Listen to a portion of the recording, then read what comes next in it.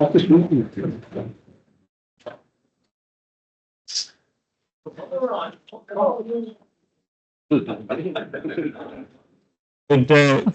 members of the council. Welcome to this night's meeting. In terms of everybody here present for the meeting at Civic Centre and those observing the meeting via Microsoft Teams, in terms of there are no fire drills are expected this evening, so in the event of the alarm sounding, please quickly make your way out of the building. There are 3 exits from the room which members can use to vacate the premises.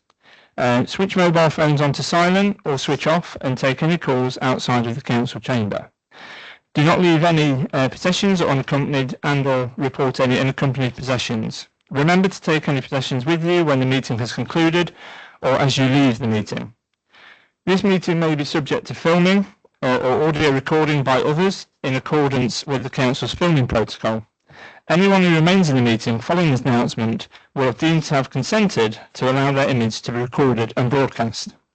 I would like to remind members to turn their microphone on when speaking and to sit back from the microphone to assist the audio recording. I'll now just hand over to the elected mayor.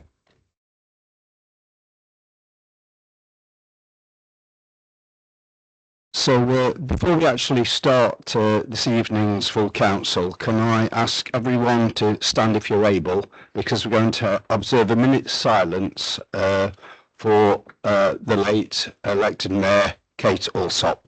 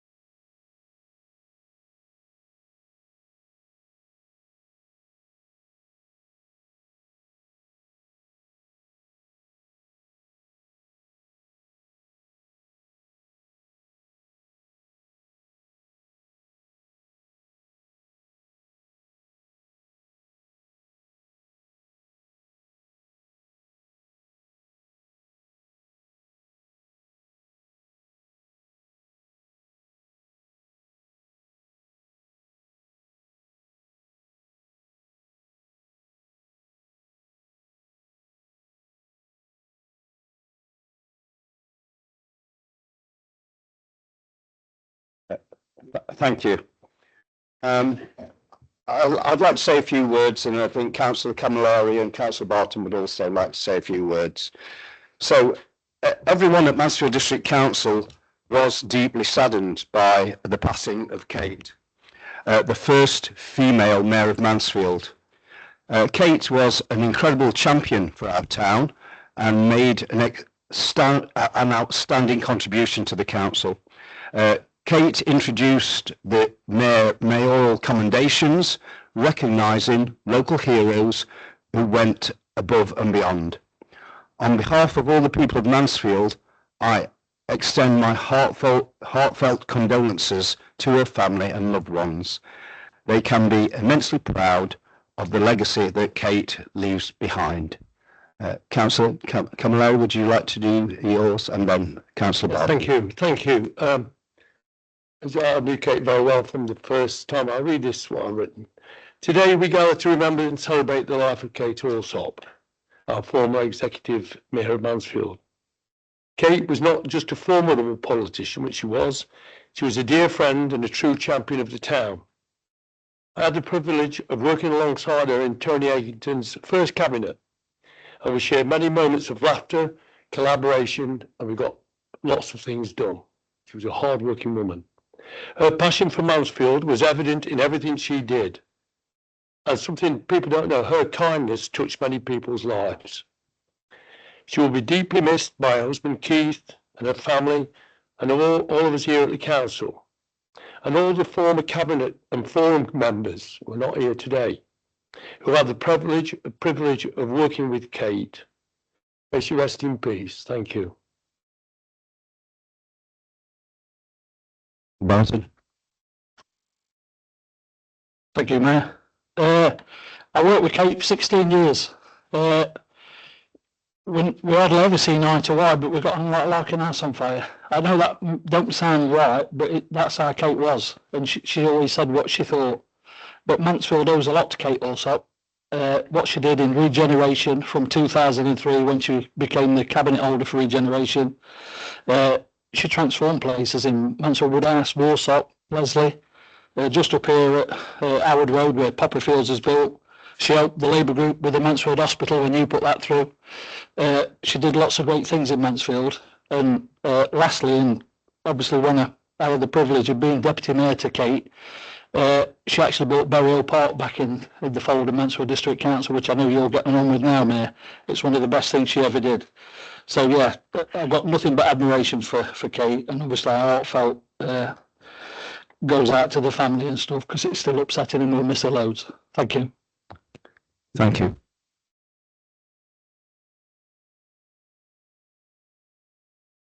Item 1, apologies of absence.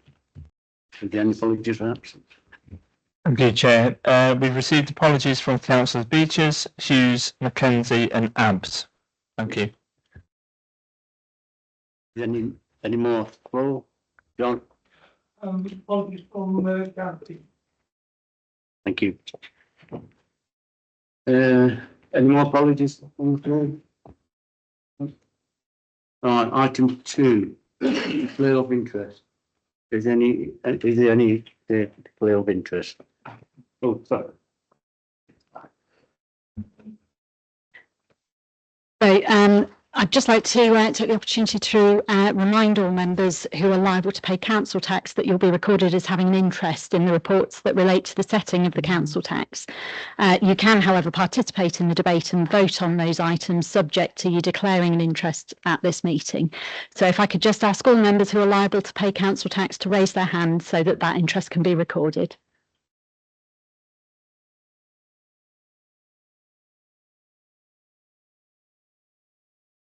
Everyone, thank you. And then secondly, just to remind any members who are council tenants that they'd have an interest in the reports relating to the housing revenue account.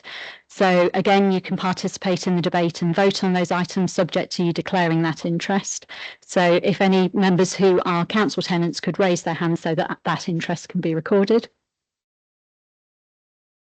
Thank you. Thank you.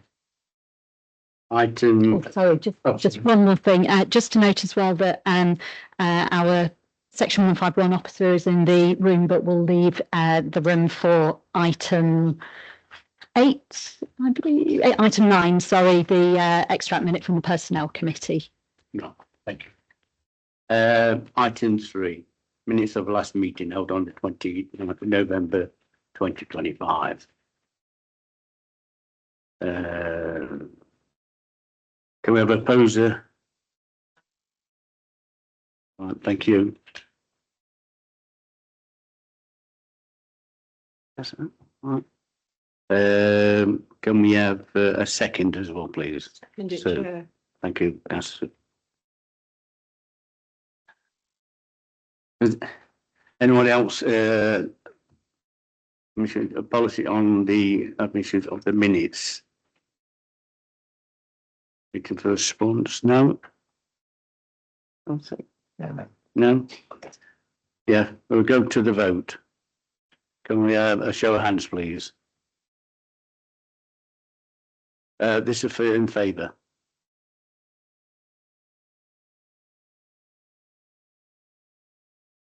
Any against? Abstentions? The minutes to approve. Thank you.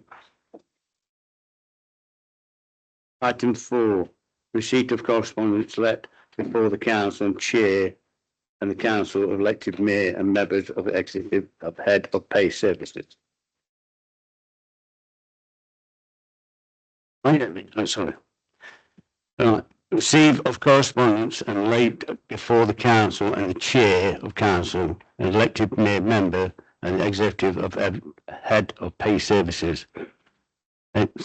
Have there any correspondence? Yes, thank you, Chair. So at the last full council on the 25th of November, there was a question raised about the cost of flags, banners, and we the request was that I wrote to the leader of the county council, Mick Barton, and really asked a few more questions about it. And so, first of all, this was the outgoing letter that went on the 19th of December. And in the letter, I tried to encompass the concerns raised by numerous residents in Mansfield about how the flags or banner issues was affecting their lives.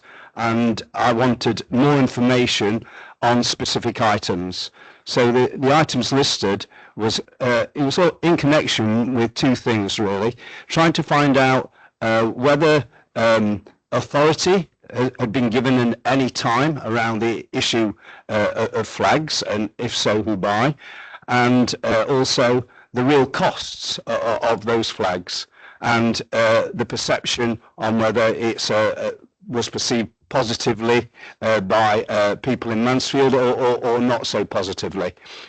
So the first question was, did you authorise the erection of flags across Nottinghamshire that almost appeared overnight when you elected the leader of Notts County Council in May? Trying to get to the point that when was the decision made to allow all these flags to just appear overnight? Two, can you confirm that you gave consent, as it is an offence under the Highways Act 1980 to attach items to highway structures which include lamp columns and road signs? So this is about consent to allow those flags to go up. If you did give consent, who did you give it to? Was it Notts County Council employees, would that be VIA, or to go out and erect flags? Or was it another organisation that we allowed into the county to erect those flags? So the next question was, how many flags were erected, and where are their locations? And was there a cost associated with erecting those flags? The next question is to decide, did you decide to erect the flags yourself, or did you follow instructions from other people, maybe the leader of Reform? Number 7 was, can you admit that the proliferation of flags, especially the St. George's flag, which has been exploited and used as a banner for far-right extremists such as Tommy Robinson's English Defence League, Raise the Colours campaign and Britain First, was that an error of judgment with that particular St. George's flag? Number 8 was, can you explain why these flags appeared simultaneously across the country when Reform had been successful in the May election? So it just seems a big coincidence that they all popped up in Nottinghamshire and they all popped up all over the country. Absolutely incredible synchronisation. It would take some coordination to achieve that. Number 9, numerous other highway authorities across the country, from Derby to York to the Isle of Wight, have now taken those flags down because failing to act on unauthorised flags expose councils to liability if an accident occurs, and tying flags to highway street furniture is not compatible with the general health and safety and risk management policies. So the question is, are Notts County Council going to follow suit and take down those flags that are tied to street furniture? Number 10 was, has Notts County Council carried out a risk assessment, and are you satisfied that your agent's health and safety policy hasn't been breached around this issue of flags? Number 11 was, what was the cost of erecting the flags across Nottinghamshire following the May election? The 75 million that we were talking about in relation to the banners that have... So apologies about that. 75,000 that was in relation to the erection of banners is not anything to do with all the other flags that went up from May, the May election.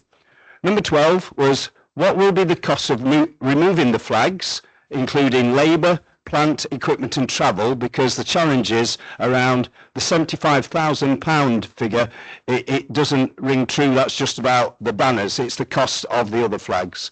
Does the £75,000 £5,000 allocated to erecting banners include the cost of labour, plant, equipment and travel and resources that could otherwise have been utilised on, for instance, pothole repairs. So this is not just about keeping the issue of flags in the limelight. It's about proper consent and what you're allowed to do and what you're not allowed to do. And it's an important question to inform the public the actual cost to the public purse and whether we've been acting illegally, breaking the Highways Act of 1980. Specific concerns that have been raised in correspondence to me is specifically around the St George's flag, as I mentioned it before, because it's some residents in our communities who have been here for generations have felt fearful and intimidated. So I believe that your lack of judgment to connect your campaign to what you say is bringing communities together, it has had the opposite effect and it's been divisive. The result is that more people have been emboldened to act in a more discriminatory manner. So much so that our award-winning Kingsmill Hospital, where we have over 100 different nationalities who work there as doctors, nurses, porters and cleaners, they've had to introduce a hashtag No Hate Here campaign because of increasing abuse to their members of staff. The correspondence I set out below in my letter was from one of the residents, someone that's deeply rooted in Nottinghamshire with family ties spanning back generations of local work and service, is just one example of the trauma your policy is causing.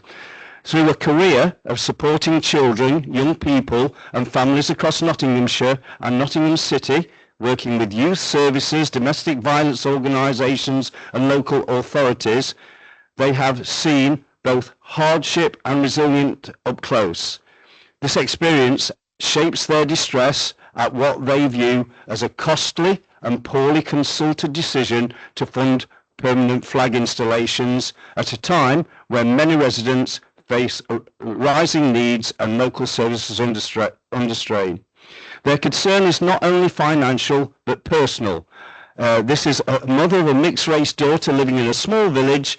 They describe painful experiences of racism directed at their child, and the fear that prominent public displays associated with intimidation will deepen division rather than foster unity.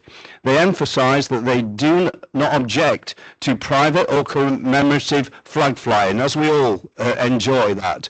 But the permanent public funded installations introduced without any meaningful public consultation risk sending the wrong message in an already tense climate. Ultimately, the residents' appeal is grounded in hope for responsible leadership, community safety and the values that they believe Nottinghamshire has long stood for: fairness, compassion, equality and democratic accountability. So it's part of my job as the elected mayor to promote those policies and look after all sectors of our communities, irrespective of their religion, ethnicity or minority status. So I want to ensure that you're also committed to these principles and that you remove them St George's flags, which are now associated with subliminal anti-immigration messages and framing culture wars that are dividing communities.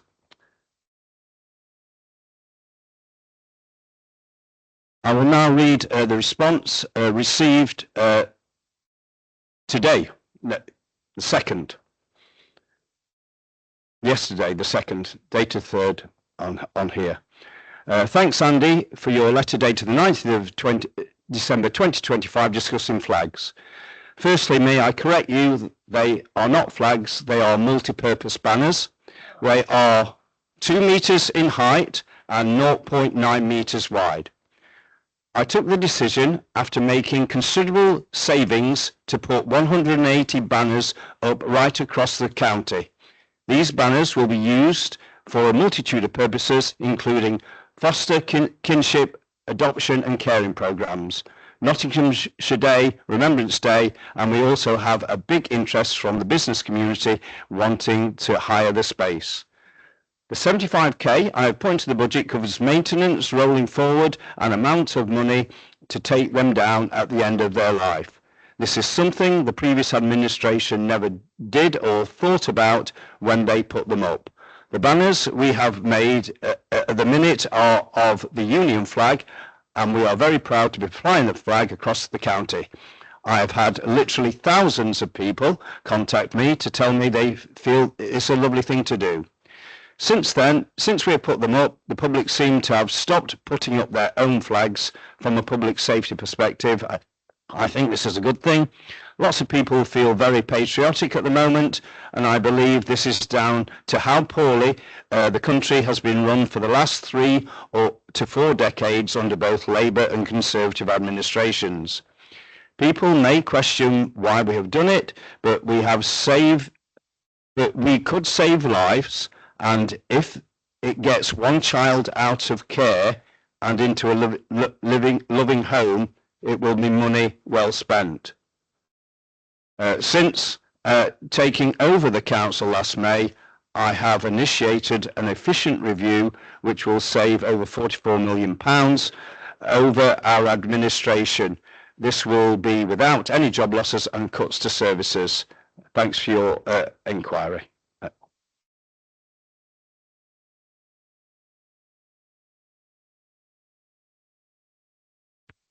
We'll go on to item 5.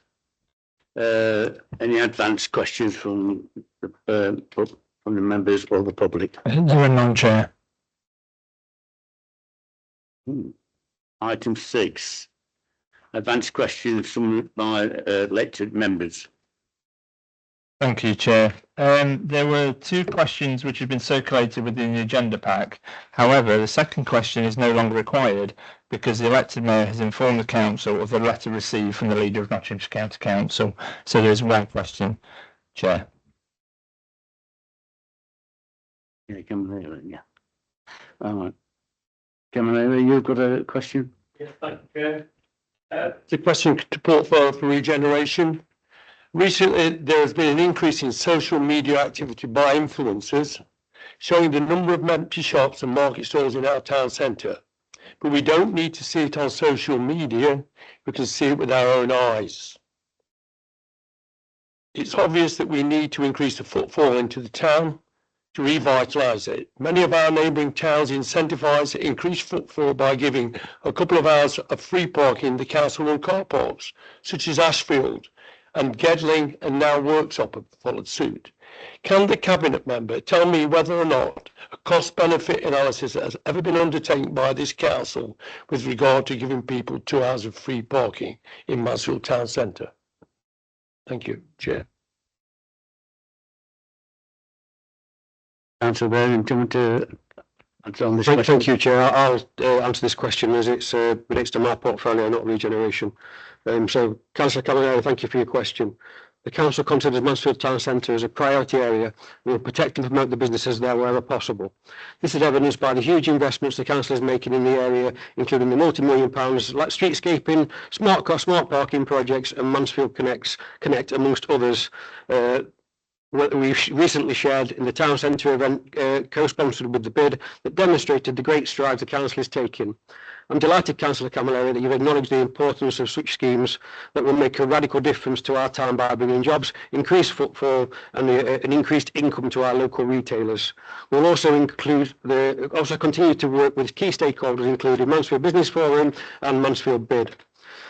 Evidence collected by ourselves and partners demonstrates that shop occupation has increased last year. In 2024, there was a 16.2 vacant properties. In 2025, there was 15% vacant properties. It's a similar situation in terms of market stall uptake, and the Traders Forum has recently been refreshed. The council has offered much needed business improvement support over recent years, facilitating start-up grants, as well as much needed advice, including to our town centre businesses. Equally, again, working with the bid, we have developed programmes for support, which have seen properties on Church Street redecorated and improved, ready for letting. A successful pop-up shop in Four Seasons has been very popular, and one of the businesses taking a step to taking the vacant property on Queen Street. Support from the National Lottery Heritage Fund has seen 11 properties brought forward with radical improvements, leading to new lettings and investments by owners and occupiers within the area. Work on town centre support and attractiveness for the wider area continues at pace, recently launching with the support of our local MP, the Pride in Place Impact Fund, and I hope seeing many more ideas coming forward. In terms of parking, officers have carried out a high-level survey of Nottinghamshire authorities. Councillor Camilleri is correct. Some councils own car parks in Ashfield and Gedling, do offer 2 hours free parking across other authority areas. The general charge applies to most car parks, although some offer free parking at certain times and some offer discounted schemes for blue badge holders. However, the most relevant neighbour to benchmark our town centre against would be, in my opinion, Chesterfield, due to the town centre offer and population.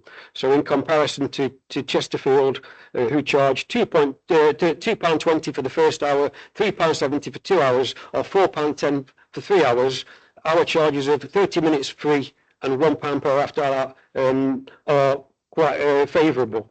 So I do thank you for your question, Councillor Camilleri, and I'm more than happy to take a supplementary if you've got one. Thank you. Councillor Camilleri, you have some. Yes.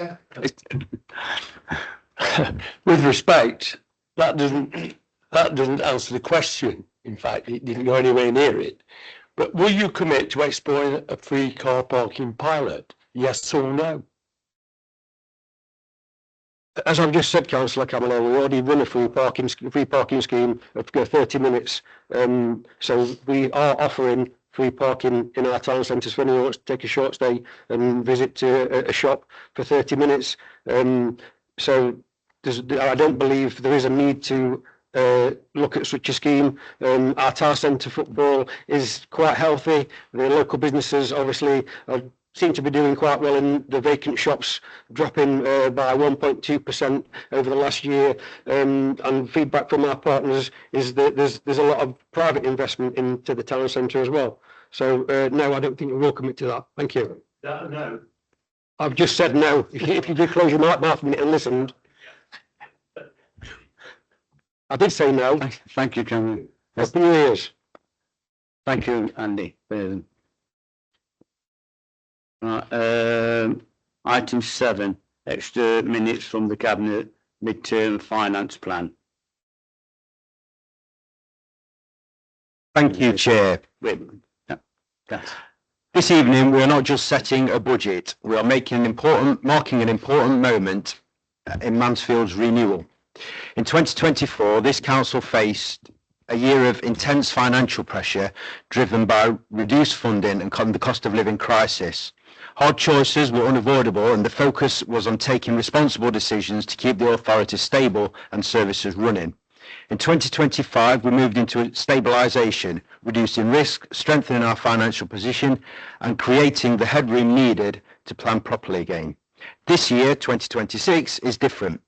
This is the year where delivery really matters, because what ultimately matters is not just press releases or social media posts, it's whether the plans turn into places, whether decisions turn into outcomes, and whether progress continues even when the problems don't conveniently go away. We are still dealing with emergencies. We are still untackling complex legacy issues, but this is the reality of local government. But at the same time, this council is rebuilding and regenerating Mansfield steadily, deliberately and visibly. This is what this budget is about. It's also important to recognise that this work is now being supported by a change in how local government is funded nationally. For the first time in many years, councils have been given the certainty of a multi-year settlement. That matters because it allows us to plan responsibly, take a longer view and focus on delivery rather than short-term firefighting. It's a clear signal from this government that it's listening to local government, understanding the pressures councils have faced and beginning to restore stability to the system. This does not solve every problem overnight, but it does give councils like Mansfield the space to plan properly and to use public money more effectively. Even with that improved certainty, local leaders still have responsibility to be honest about decisions they take and how they explain them to residents. This week, we've heard the leader of the County Council argue that an increase in council tax by 3.99% rather than 4.99% amounts to a cut. It's a staggering play on words. I understand the political pressure to abide by manifesto promises, but most residents will simply see straight through this, however they try to frame it. Here in Mansfield, we prefer plain English. If something's going up, we say it's going up. So I'll be clear this evening, this budget does propose an increase to Mansfield District Council's element of the council tax. That increase is 2.99%, and for the majority of households in Mansfield, that amounts to just under £5 for the entire year. We're being upfront about this because credibility in public life comes from honesty, and because this modest increase, which is below inflation, helps mitigate the impacts of rising costs whilst protecting the services residents rely on, and it underpins the delivery that I will now set out. What really matters is delivering that result that people can see and feel in their daily lives. This year, that delivery is visible first and foremost in regeneration. Work has started on the demolition of the bridges on Stockwell Gate as part of the Mansfield Connect project, the first visible step in reshaping our town centre. The Four Seasons car park is undergoing major repairs and improvements, creating safer, brighter and a more accessible facility for shoppers and visitors. And yes, it will have card payment facilities too. The demolition of the old Rosemary Centre is now underway, a private investment but a powerful sign of renewed confidence in Mansfield. By leading from the front with projects like Mansfield Connect, this council is helping to create conditions where private investment follows public ambition. This is how regeneration gathers momentum. None of this is neat, none of this is quick, regeneration never is. But this is what delivery looks like in reality. Disruption at first, but renewal afterwards, and this budget keeps that work moving forwards. That delivery also extends to one of the areas where local government matters most, housing. Just before Christmas, 9 families moved into brand new council homes on the Bellamy estate. These are not short-term fixes or stopgap solutions. They are high-quality, energy-efficient homes built to last, with lower running costs and the flexibility to support people as their needs change over time. These homes are the first to be occupied as part of a £7.7 million development, delivering 20 new council homes, built through stronger developer partnerships, delivering real social value, with the vast majority of people working on the project living locally. This is delivered in rooted values, investing in people, supporting local jobs and the local economy, and building homes that will serve this community for decades to come. But delivery is not all about bricks, bridges and buildings. It's also measured in the quieter work of protecting people and stabilising lives, without the headlines and often without thanks. This council has continued to support the Housing Improvement Project into a 5th year, working directly with tenants and landlords to improve standards, support health and well-being, and prevent people slipping into homelessness. This is practical, hands-on intervention, sometimes as simple as making sure someone has a bed to sleep in, or sometimes as complex as breaking long-standing cycles of instability. This has changed lives, and this makes economic sense too, saving tens of thousands of pounds on housing benefit costs, whilst preventing unsuitable schemes from setting up in the first place. Alongside that, we've continued to invest in community protection, taking enforcement action where businesses have sold illegal goods, protecting residents from harm, and backing the work that keeps our district safe. That includes firm action on environmental crime. We have seen successful fly tipping prosecutions this year, sending clear messages that dumping waste in our communities will not be tolerated. This is not glamorous work, but it is credible, effective delivery, and this budget protects it. Delivery also creates confidence, and with that confidence is beginning to show. Our cultural services teams continue to punch well above their weight. At Mansfield Museum, it's recently won more awards, and it's also delivered an AI exhibition co-created with neurodivergent young people recently, and it received international recognition, providing that inclusion and creativity are at the heart of the public space. Mansfield Palace Theatre has also seen pantomime audiences exceed pre-COVID levels with record ticket sales in its most recent run. These are not side stories, they are signs that the town is regaining its confidence. Behind the scenes, that confidence is also opening up new opportunities. We're having positive discussions with partners about how we can capitalise on town centre optimism and build on the progress already being made, including through our close working relationship with Mansfield Forward BID. Last week saw the launch of Mansfield Now, an event hosted by the BID focusing on the future of our town centre and highlighting the scale of change and investment that's already underway. This sense of excitement will not be felt everywhere all at once, but it is beginning to grow, and this budget is part of how we make that real. This budget is about credibility earned under pressure, and delivery is now visible across housing, regeneration, protection and culture. It's honest about the challenges we face. It's clear about the choices we've made, and it's confident about the direction of travel. This council is rebuilding Mansfield steadily, responsibly and with purpose, and it's why I'm proud to present the council budget this evening. Chair, I formally propose that the recommendations as set out in section 2 of the medium-term financial plan be approved by council. Thank you for that, Craig. Mayor, elected Mayor, will you second that? Yeah, I'll like to second and reserve the right. Right. Thank you. Does anyone wish to comment on the motion?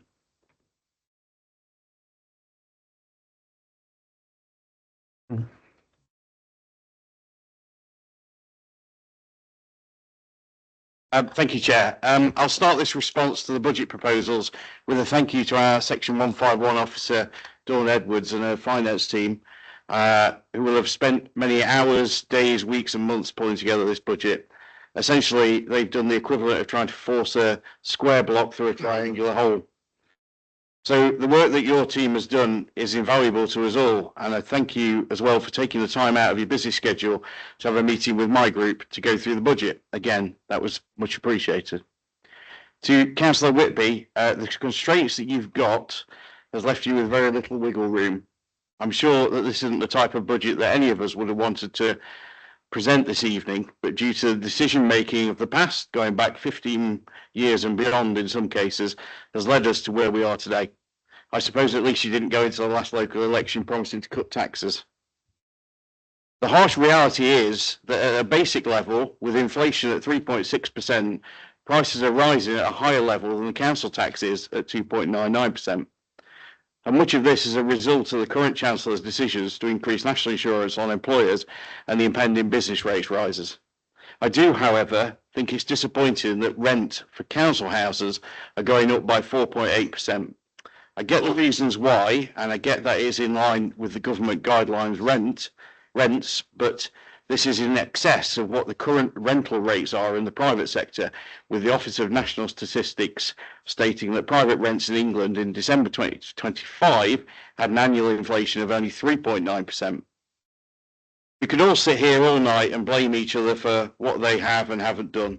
The last Conservative government, what the Labour Party has done in central government, and also in charge of this authority since 2019. And then the Mansfield Independents, who essentially made hay whilst the sun shined, but forgot to fix the roof. So when the rain came, and the rain being a metaphor for the cladding on the London flats and failing to put up council tax for several years in a row, we are left with the aftermath, which is the squeeze on our finances that we are now feeling.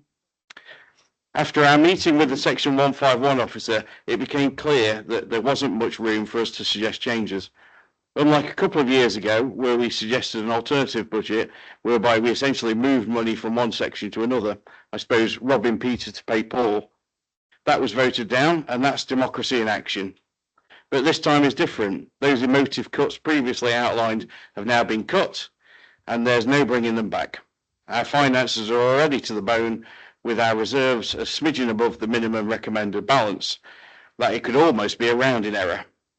And with the medium-term financial plan showing that more pain could be on the way in 2027-28, then voting against this budget at this stage could cause huge problems in our area. So our group tonight will be reluctantly voting in favour of this budget. Thank you.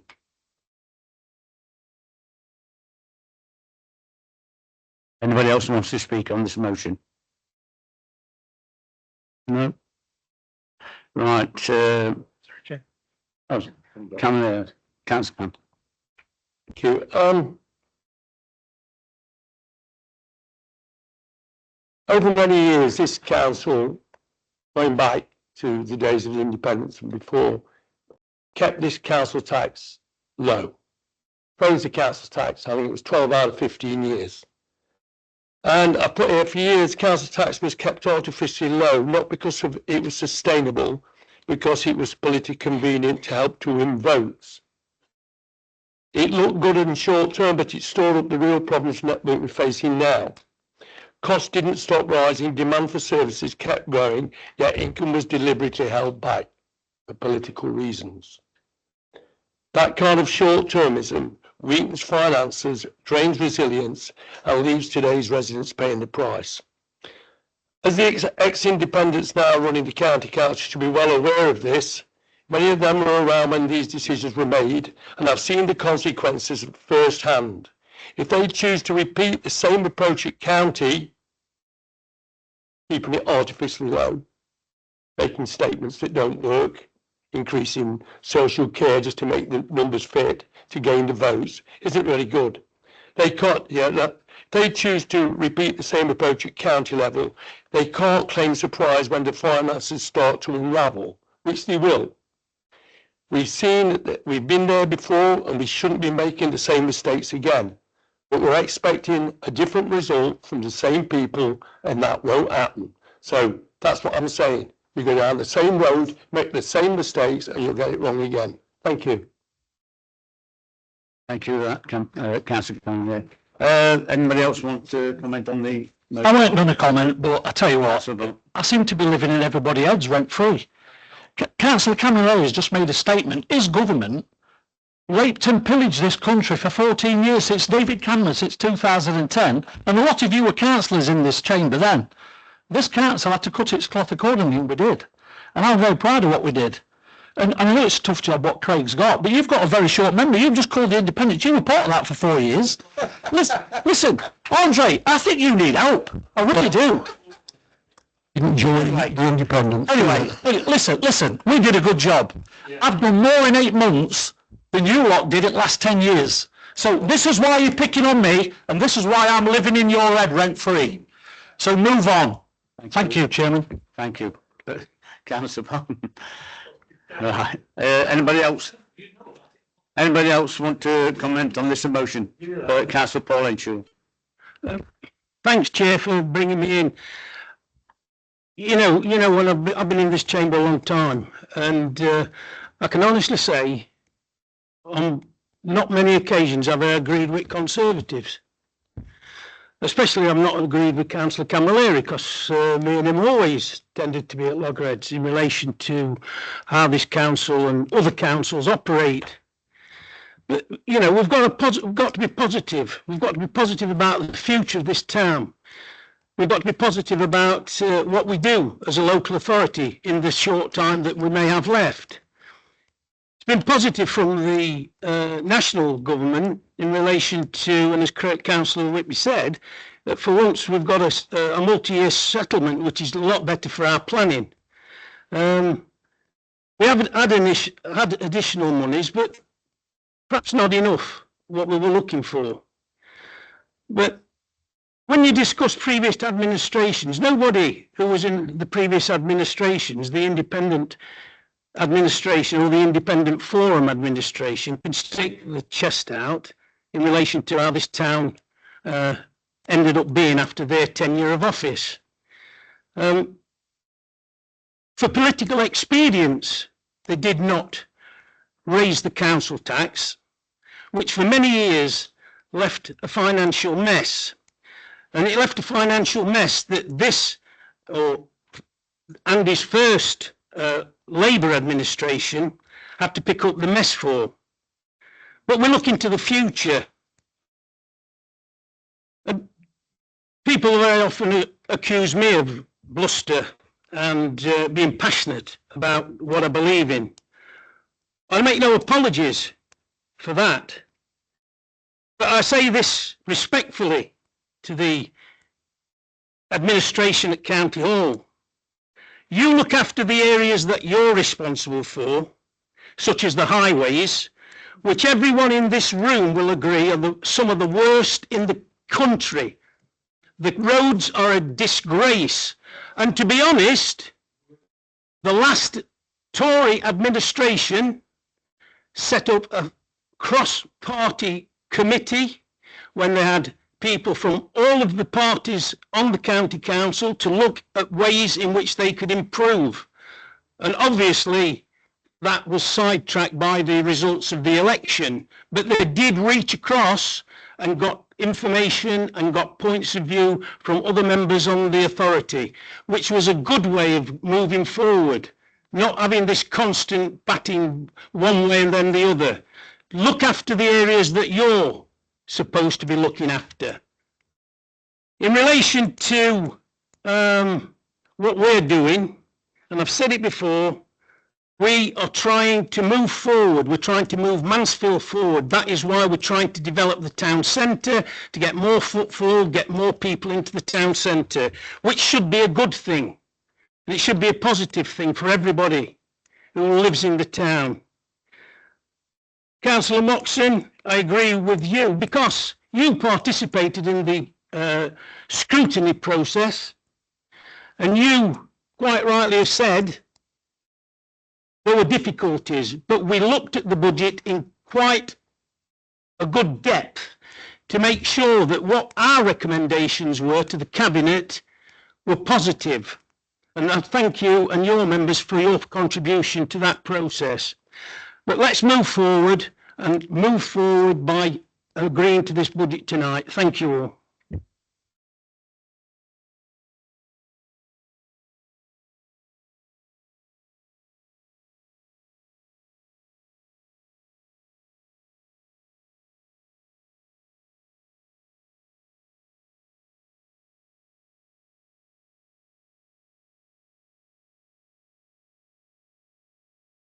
At the end of the day, he's saying that they were forced to, they cut their coat according to the cloth. But in actual fact, that you did the absolute opposite. Yes, you did, because you did not consider the long-term impact of those freezers. Well, if you had, did you really think that putting the council, losing the council £8 million 10 years later was a good strategy?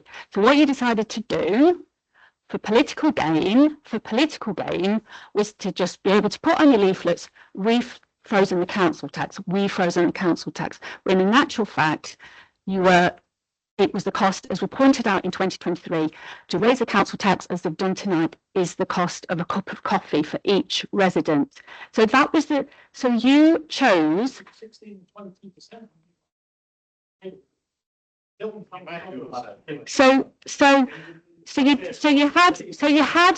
You had the power. It's all right blaming central government, but you had the power to secure the council's finances. Instead, you chose to put all the eggs in the investment basket. But as any investor knows, investments can go up or down.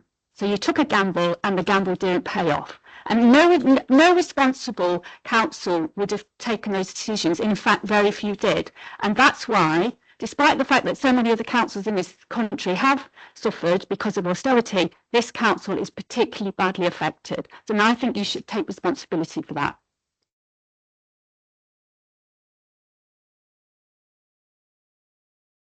Councillor Lanwick, thank you for that. Councillor Jacob. Yes. I could point the finger at the Reform members of this chamber, who in turn point the finger at Tory members of this chamber, in spite of the fact that Reform Party seems perfectly willing to accept any Tory that wants to come over. But I don't want to do that. I want to focus on something I saw today, because for my own reasons, I was in Mansfield Town Centre today, and I saw what's the work that's going on with the bridges coming down. And I want to focus on that's what this council is doing. We are trying to make real systemic change for Mansfield. Those bridges coming down will lighten up a street that has quite frankly, in my experience, always been rather dark and dreary, meaning one more street in Mansfield will be open to the public in a way it just hasn't been. And that is what this council under Labour has been doing, is trying to promote real systemic change for Mansfield. And I want us to all focus on the good things we've been able to do. Thank you. Councillor Stendhal. Thank you, Chairman.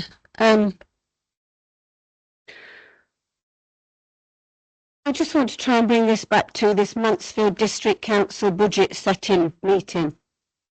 It's not a county council meeting. I know everybody has these issues with county council, everybody. But also every council in this country is suffering at the moment, whether it be Labour, Reform, Conservative, whoever, they are suffering. We have to look at this sensibly. I am not one for approving high increase in council tax, never have been. However, in the past, as a Mansfield Independent Forum member, did have to, in some ways, approve a real low council tax. Did speak at the time that it was far too low. We could have had it a little bit more on the years when we did freeze it. We should have had a little bit, not, to keep it utching up a little bit. So I understand how some people in this chamber feel. But I'm just me now, an independent, just me. And as I say, some people have got short memories. I'd like to say thank you to Dawn and her team, because this has not been an easy task. I'd also like to say, Craig, I'd like to ask anybody in this chamber who'd want to put the hand up and take your job off you, because I bet there would be nobody put the hand up. It's not an easy thing to do. I wouldn't like to be in your shoes. Nearly 25 years, like some members in this council, I've been a councillor, or just under, and every year we have this. Today, we're approving a budget that's on the table today. I said it last year and I said it before. However, tomorrow it can change. It can change naturally. It can change because we have to make it change. So really, we're looking at all the different nitty bits in the actual budget. There'll always be something that some of us love, some of us that we're just happy with, and lots of things that we hate. But we have to look at this as a balanced budget for Mansfield District Council and for our residents. For me, I can say there's not a lot in it for my residents, because 75% of my residents are over the age of retirement. I'm not happy about having to put my hand up in the air. Really reluctantly will have to put my hand up in the air, because I can't put an alternative budget forward. I've nobody to second it.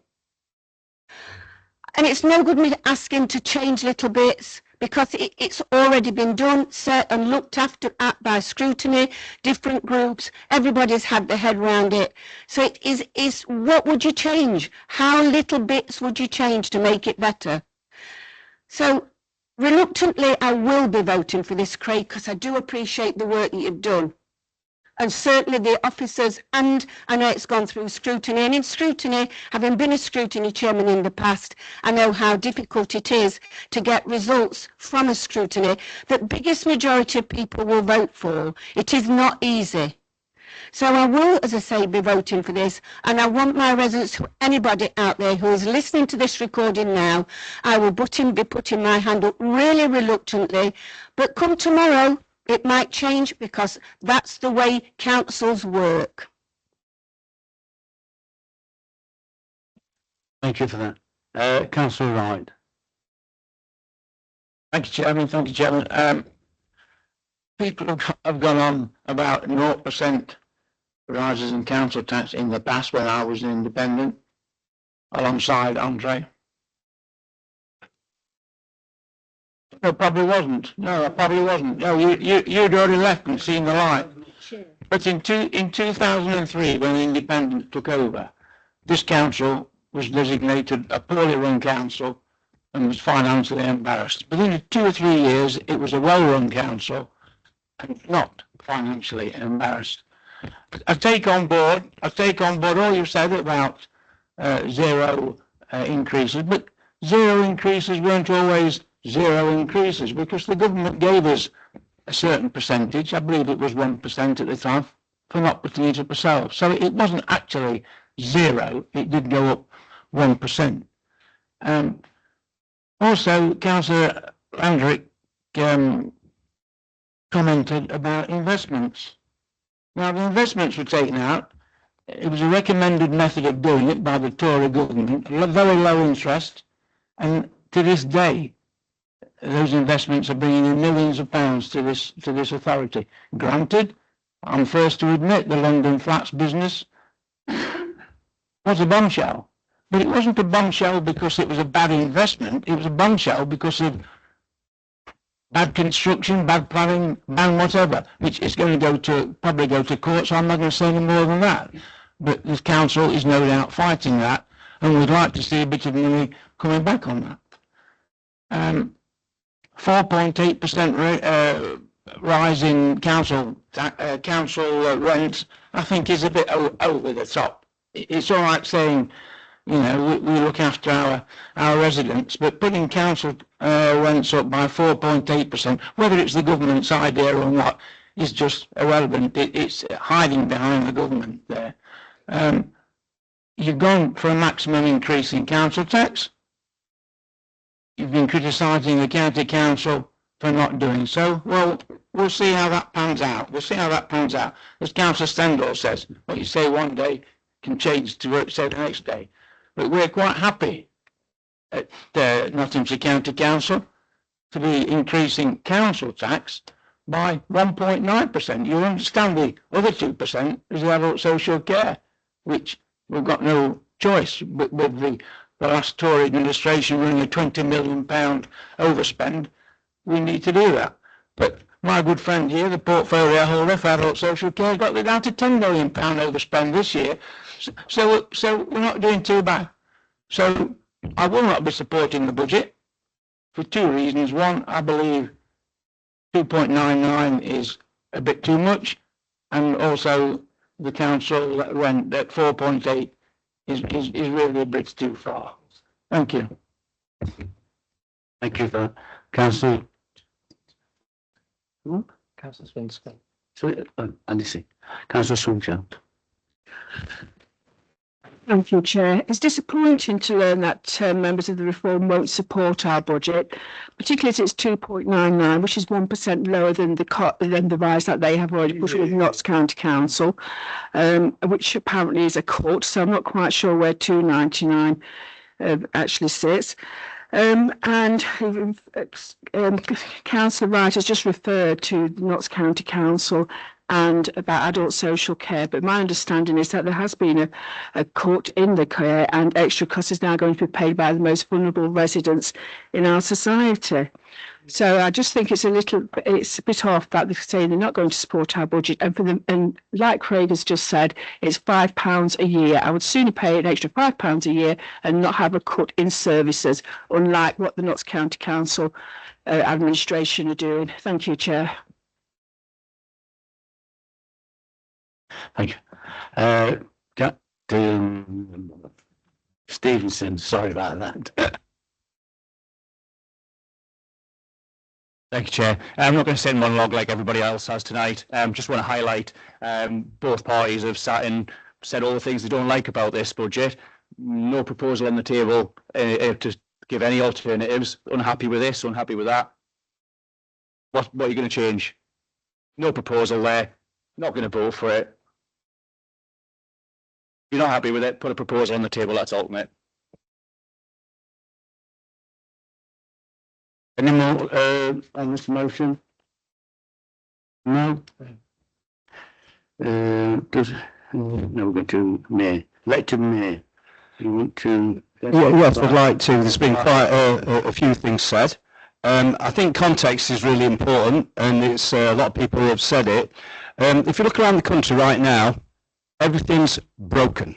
You don't mind whether you're talking about your roads, your hospitals, your houses, NHS. It's all broken, and it's broken because of 14 years of austerity, 60% less funding to local government, and it's due to, there's a phrase when I was growing up, a stitch in time saves 9.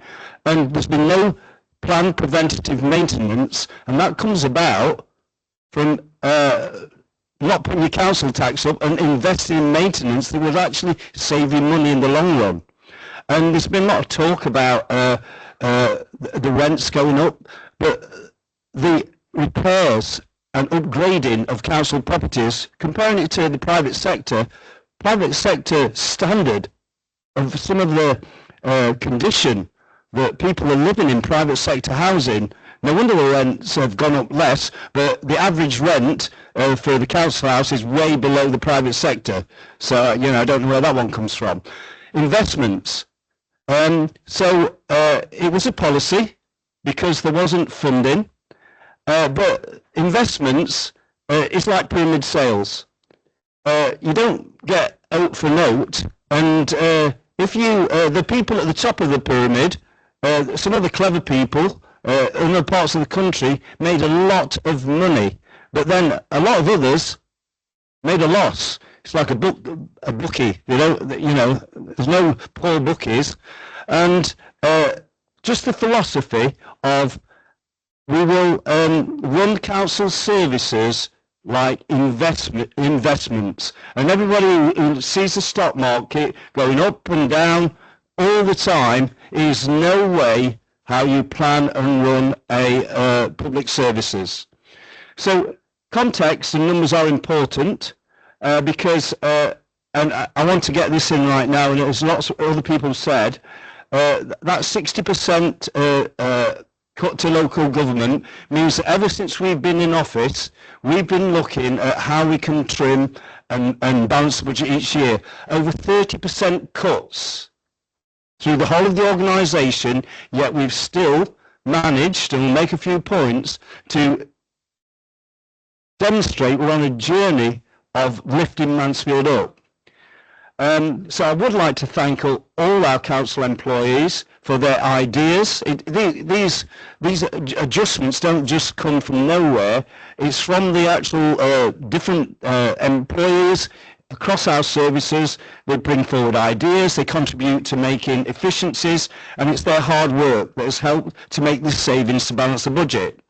Team Mansfield is brilliant. I'm proud of it, and especially Dawn's team as well.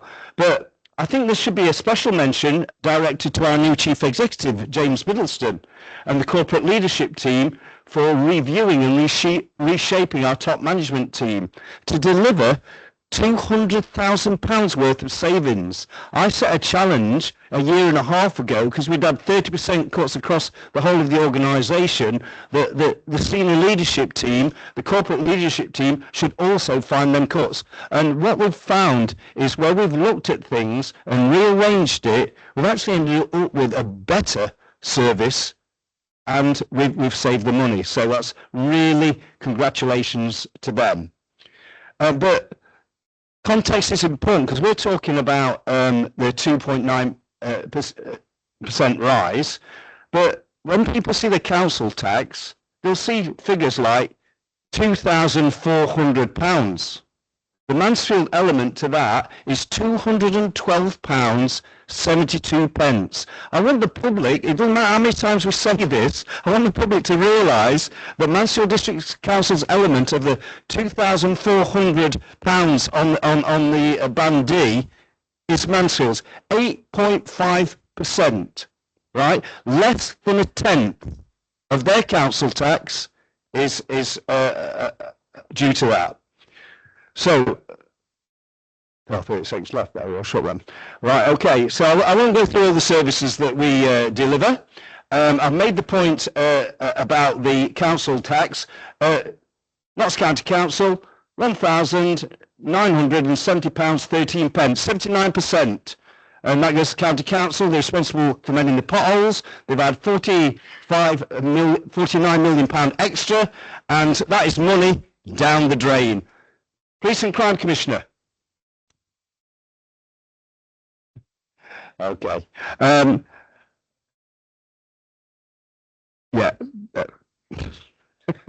That was never 30 seconds. Anyway, yeah. So I think I've made the point there. The main focus is 8.5%, £212, Mansfields, for all the services they deliver.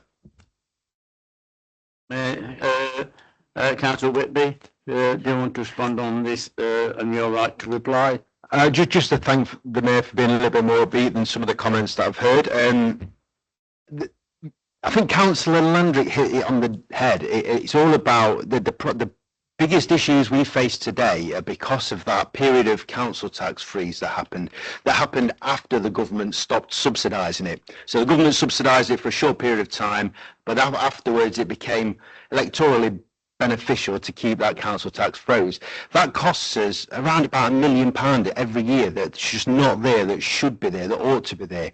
And when we got into power in 2019, we inherited all of that revenue. Well, we didn't inherit any revenue from the council tax. There was lost revenue. We inherited the loss of that revenue. We inherited the council, the flats in London. We inherited parks with lack of investment. We inherited crumbling car parks, and probably one of the worst ones was crumbling housing stock. So we've got housing stock, thousands of council houses that were underinvested for many, many years. And we've now had to revise how we do things, put together a 30 years is going to take us to get on top of this. But we've got a solid business plan. We're investing in kitchens, we're investing in bathrooms, we're investing in quite a lot of refurbishment, but that all costs money. And if we didn't follow it's all predicated, the plan for that 30-year business plan is predicated on certain amounts of rises every year for that. So it's not ideal that we're doing it, but we are doing things for the better. We're going to make Mansfield a better place to live in. And certainly with the regeneration that's happening in the town centre, it's going to be disruptive for a little while. We understand that, but things are going to start changing, and hopefully we can spread a little bit of optimism about the future. Thank you.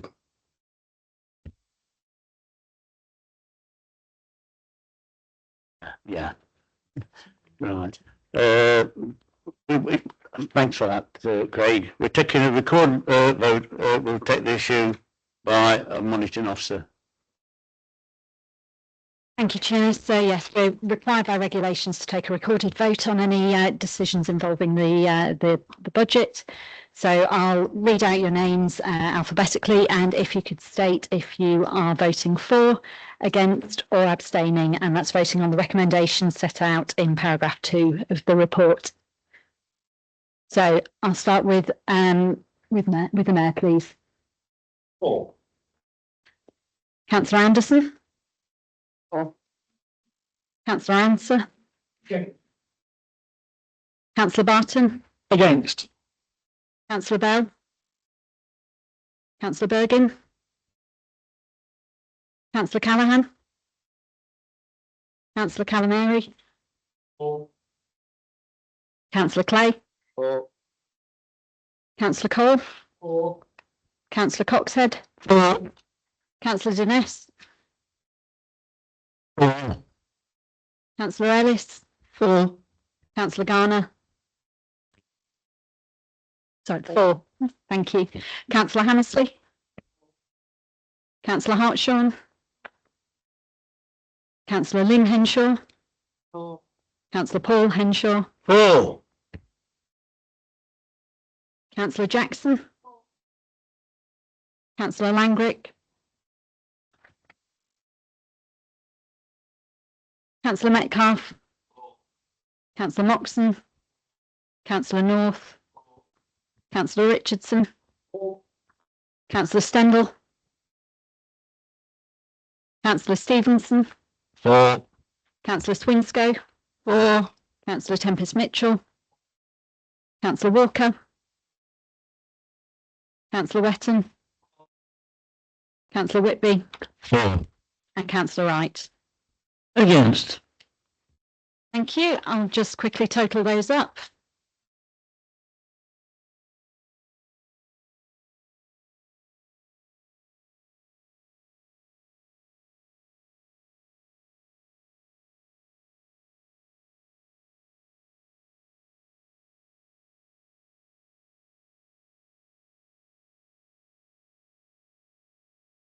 Okay, so that's 29 votes for and 3 against with no abstentions. Motion is carried.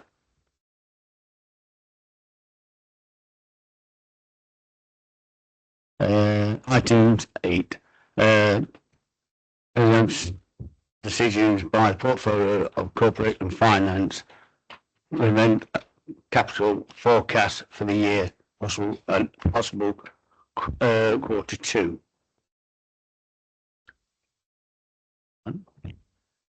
Councillor Whitby.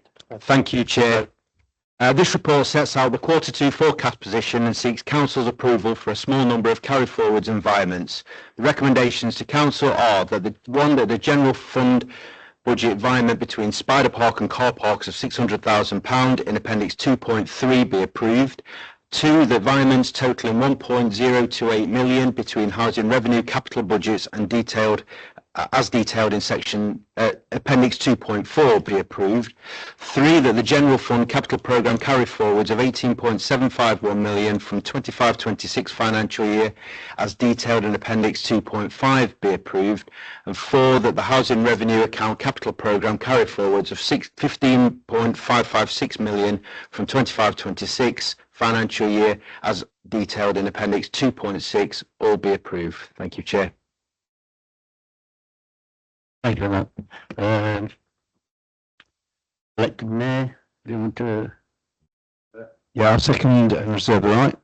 Thank you for that. Does anybody wish to comment on this motion? No? Thank you very much for that. Mayor? Nothing further to add. Councillor Whitby? Nothing further to add. Thank you, Chair. Thank you. We'll move for the vote. Can I have a vote for against? Oh, sorry. I'm going to win.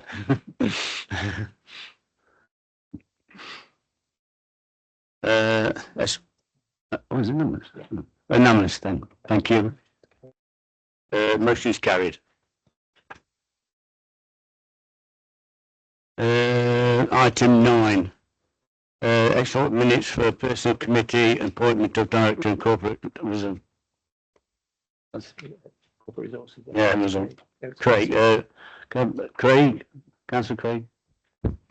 Sorry about that, Craig. I wasn't aware I was presenting this report, Chair. Yes.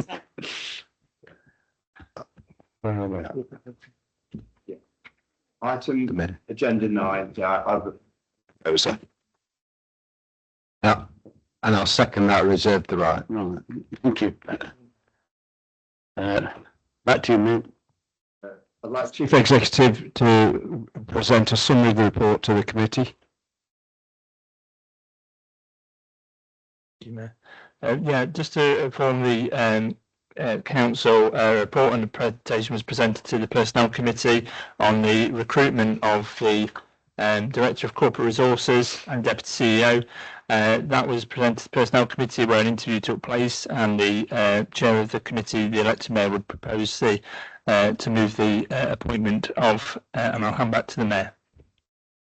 So the committee agreed that Dawn Edwards be recommended to be appointed to the role of Director of Corporate Resources / Deputy Chief Executive Officer, incorporating the role of the Council's Section 151 Officer. And that is the recommendation, and I'd like to put that to the vote to be accepted.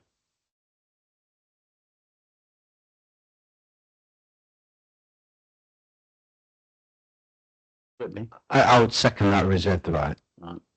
Thank you. Anybody wish to comment on this motion?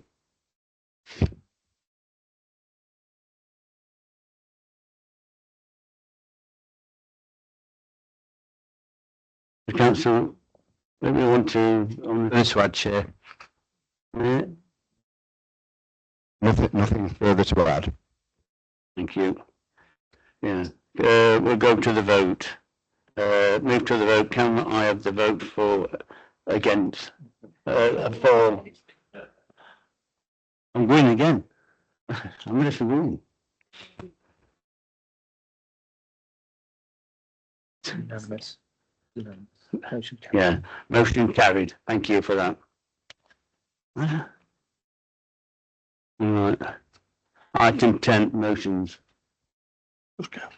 Chairman, I'm going to be leaving at this stage. I've got another appointment. I just want to give you my apologies for leaving now. Right, okay, thank you. Thank you, Chair. There is one motion.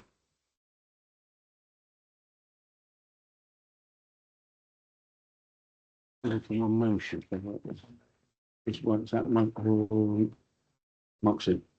Yeah. So, Moxon. Councillor Moxon. Thank you, Chair. I'm not going to read out the motion in full, but just to say that essentially this motion is asking for us as a council to say that we don't think a tourist tax is appropriate for our district. As a keen travelling enthusiast myself, I can see the benefits that a travel industry can bring to a country, a region and a town. Here in Nottinghamshire, we have so much to offer. Whether you believe in Robin Hood or not, or whether you think he really did live near here or further afield, it is clear that the legend of Robin Hood is intrinsically linked to Nottinghamshire and more specifically to our local area. As I speak to people around the world and try to explain to them where I'm from, I'm usually met with a blank stare. Ask them if they've heard of Robin Hood and suddenly they think they know exactly where you're from. And so this area has a huge opportunity to grow tourism. It wasn't long ago that there was talk of huge investment into the town on both the old bus station site and at the One Call Stadium of international hotel chains building hotels here in our town. So far they've not yet materialised, but hope springs eternal. Instead of those big chain hotels, Mansfield has many local, often family-run hotels, the sort of establishments that would be hit hardest by a tourist tax or visitor levy or whatever you want to call it. It wouldn't be some large multinational company that has to absorb a few extra pounds into their annual budgets. Here in Mansfield, it could literally tip businesses over the edge after they've already had some huge rises in employers' national insurance and the upcoming business rates rises. So I'm not going to use this as an opportunity to get a few cheap digs in at the government. Thank you. I'm going to instead focus on what a great opportunity it could be for Mansfield and the surrounding areas to say no to a tourist tax. By not implementing any such tax in this area, it could give us a competitive advantage over other areas. It could make Mansfield and Nottinghamshire look like a genuine value for money option. This area has so much to offer. You can go from the town centre shopping to the middle of a forest in 15 minutes, where we offer so many great walks and trails. Something I know a bit about, we've got 3 of the top 100 ranked golf courses in the whole of England within a 5-mile radius of where we're sat right now. I don't know for certain, but I'd have an educated guess that outside of Surrey or Cheshire, we're the only area that can claim that. And golf tourism is big business. Done properly, it can bring a lot of money into the local economy. Continuing the sporting theme, Mansfield is now home to the UK's first World Paddle Academy location, which is one of the fastest growing sports in the world.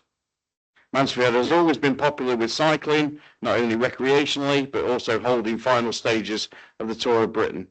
And that's before we talk about football, with the mighty Stags, as well as Premiership football just up the road in Nottingham, along with one of the finest grounds in world cricket at Trent Bridge. And then there is all the culture we've got locally, such as the Mining Museum, the National Holocaust Centre nearby in Laxton, and our very own Mansfield Museum, showcasing what an historic town Mansfield is. See, I barely mentioned Robin Hood. So that's why I'm asking this council to formally oppose the introduction of a tourist tax or levy. And let's write to Claire Ward to tell her that is what our wishes are. Like I've said earlier, this could be a huge opportunity for Mansfield to get ahead of the competition, to have some certainty for local businesses when setting their rates, to encourage more people to come to our great town. People are getting more and more price sensitive, so let's give people even more value for money and give us a competitive advantage over the alternatives. Yeah, we'll lose, or technically we won't gain the tax income, but I firmly believe you'll gain far more in increased footfall in the town increase spending in the area and bolstering local employment. Don't get me wrong, I've not necessarily got an issue with a tourist tax or levy. In some areas, particularly those areas with a lot of tourism like London or Devon and Cornwall, for example, this could be the perfect way to temper demand and raise money for local services, which sometimes can't cope with the levels of tourism they get. All I'm saying is that this isn't right for Mansfield.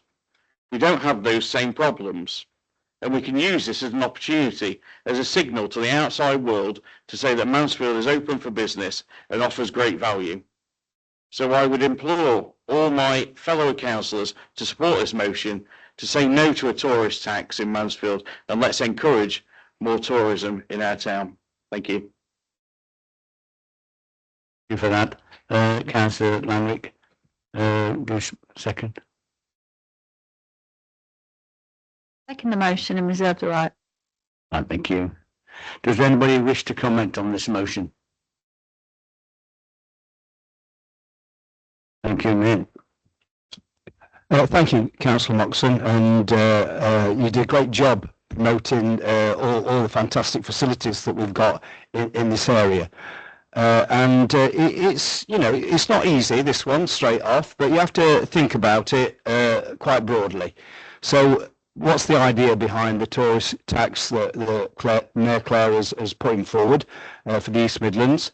So I think the important part is it's a small charge paid by overnight visitors, and this is the important part, reinvested directly into making East Midlands a better place to work and live. So it's that ring-fenced element of that that's important. So that would be used to fund the basics that make destinations attractive. So clean and safe streets, good transport, great events, and stronger destination marketing. And as you mentioned, internationally, it's quite common practice. It is a visitor-funded upgrade, so most people that you was talking about when they come to these tourism events, they're reasonably well off, and it's a small amount that they probably wouldn't even notice, and if it gets reinvested in making the place better for tourists to come, I think it's it could be a good thing. And that's also where there's lots of issues around with Airbnbs. That's another issue that's that needs to be looked at. In some places, that is a factor with regard to how local people can get private rented property and actually live in their own area. But we're not going to jump to any kind of instant conclusion. So there is a consultation that's currently open for views on the creation of this visited levy, and I will review this carefully and review any possible benefits and negative impacts should it be deemed to be potentially introduced by the Mayor at the East Midlands County Combined Authority. So the statistics are good. Evidence shows that the value of the Nottinghamshire visitor economy would significantly increase if the area's offer and its wider promotion could lead to overnight stays. So if you earn additional money and you promote the place more, you might get more visitors coming. So with regard to following COVID, there was obviously a massive drop in visitors and the subsequent lockdown. But Mansfield itself is seeing a period of recovery and has experienced a steady increase in the number of people visiting the area. So in 2024, the numbers available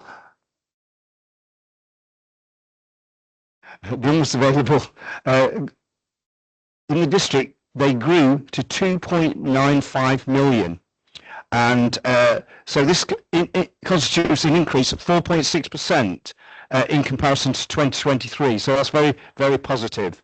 And so the other part that's really significant is that the economic impact of those visitors was worth £177 million to Mansfield. So if you actually make the place easier to get to, it's cleaner, it's smarter, and you can keep increasing the number of visitors, it's to the benefit of the local economy. So At this stage, I'm definitely going to vote against the motion because it's all around getting all the details, finding out whether it's a positive or negative impact for Mansfield. So I can't support this motion. Anybody else want to talk on this motion? Councillor Stendhal. Just very briefly, Chairman, the Mayor has just mentioned that there's a consultation on this very subject. If the Mayor knows when the date of this consultation is and where it is and who can attend, it would be useful to members to know that information. But I understand you're the person that's going to be meeting with Claire Ward. If that's incorrect, I do apologise. But if that's the case, then maybe we can come and speak to you about some of the ideas that we would consider putting forward. So if I could say that, I'll leave it with you. Thank you.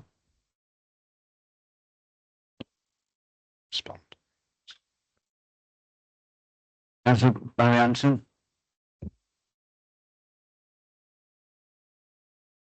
Thank you, Chairman.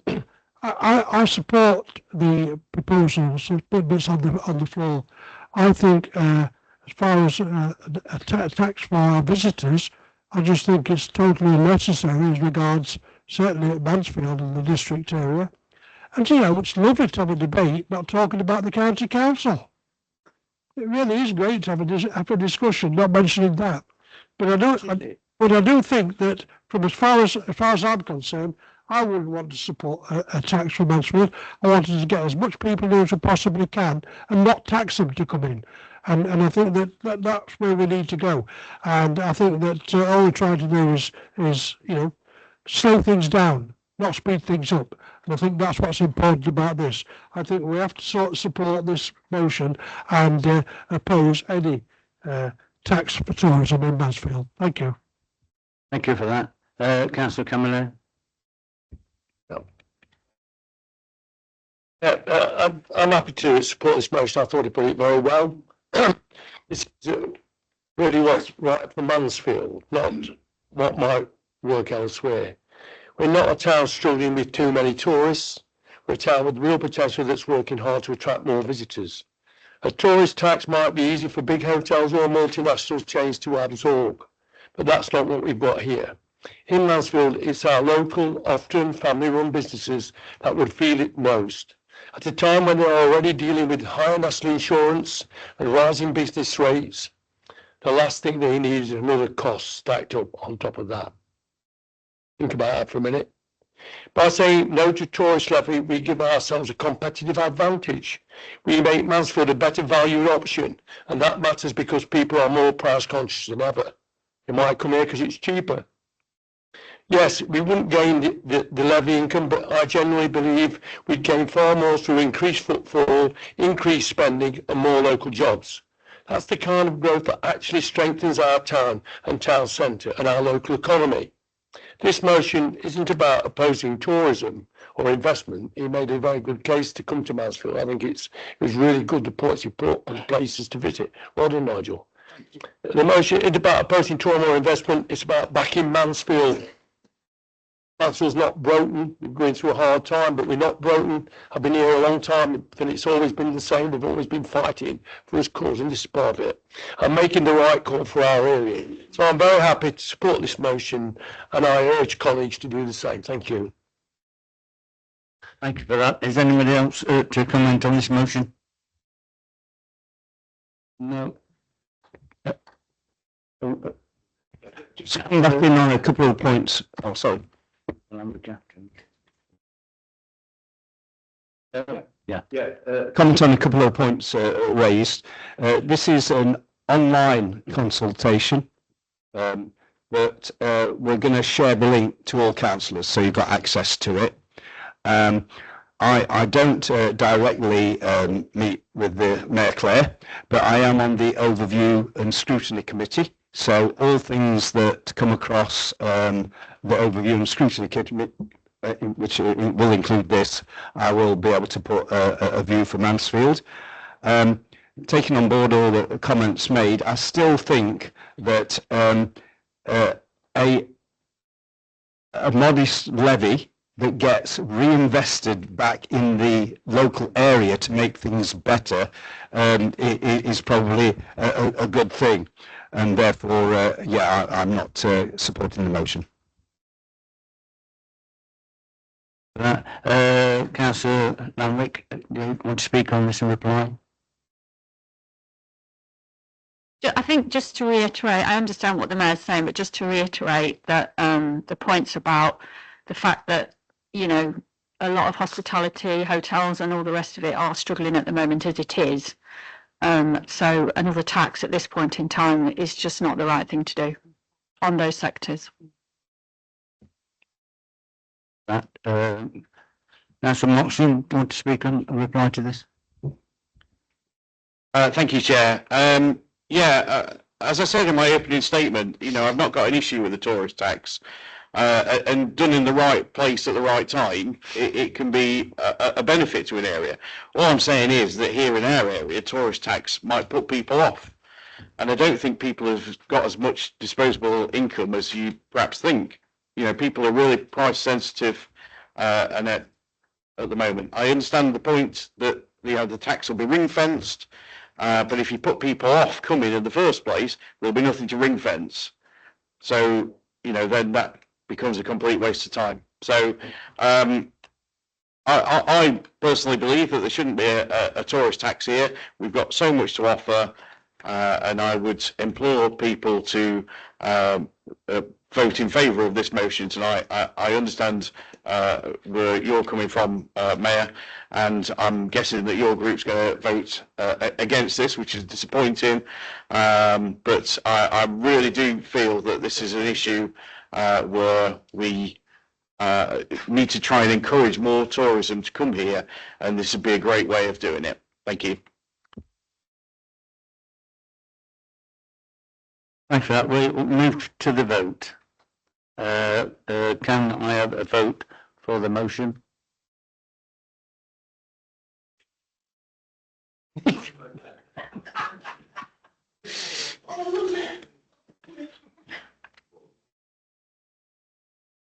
Right. Vote against?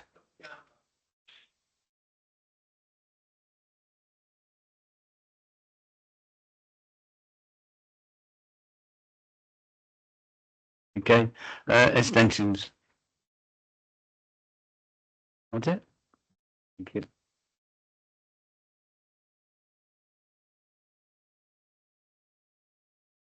Thank you for that, Councillor. The motion is lost. Thank you. That's it. That's it. Thank you very much. Thanks for everybody coming to the meeting. And say goodbye for a couple of weeks. I'll see you in about 4 weeks' time.